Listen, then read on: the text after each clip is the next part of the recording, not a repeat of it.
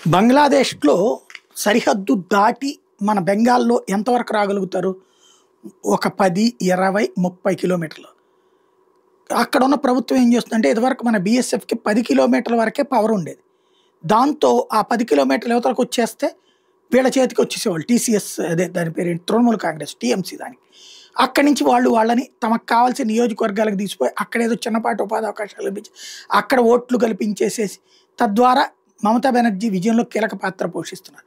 కానీ వాళ్ళే సంఘ విద్రోహ శక్తులుగా, దేశ వ్యతిరేక శక్తులుగా, చివరికి ఈ దేశాన్ని నాశనం చేయడానికి ఉద్దేశించినటువంటి శక్తుల చేతిలో పావులుగా మారుతున్నారు.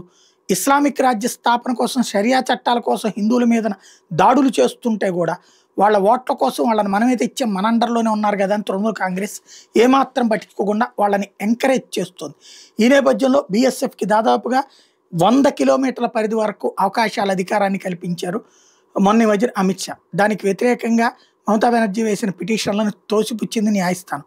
ఫలితం ఇప్పుడు బీఎస్ఎఫ్ ఆయా ప్రాంతాల్లో ముందేంటంటే బంగ్లాదేశ్ నుంచి వచ్చిన వాళ్ళని కొన్ని షెడ్యూల్లో ఉంచుతారు. ఆ తర్వాత ఈ తృణమూల్ కాంగ్రెస్ వాళ్ళు రకంగా వాళ్ళని వేలం వేస్తారనమాట. రాష్ట్రంలో 5 ప్రాంతాల నుంచి వచ్చిన తృణమూల్ కాంగ్రెస్ అభిమానులు వీళ్ళని కొనుక్కుపోతారు, లేకపోతే అక్కడ వాళ్ళ ప్రాంతాలకు తీసుకుపోతారు. తద్వారా ఓట్లు ఆ పైన తక్కువ రేటుకి కూలీలు దొరికేటటువంటి పరిస్థితి. దాన్ని ఇప్పుడు కంట్రోల్ చేస్తూ ఓవరాల్‌గా 400 మందికి పైగా బంగ్లాదేశ్ చొరబాటుదారుని భారత ఏదైతే బోర్డర్ సెక్యూరిటీ ఫోర్స్ అరెస్ట్ చేసి సరిహద్దులకి తరలించి అక్కడి నుంచి అవతలకు పంపించే ప్రక్రియ ప్రారంభించింది.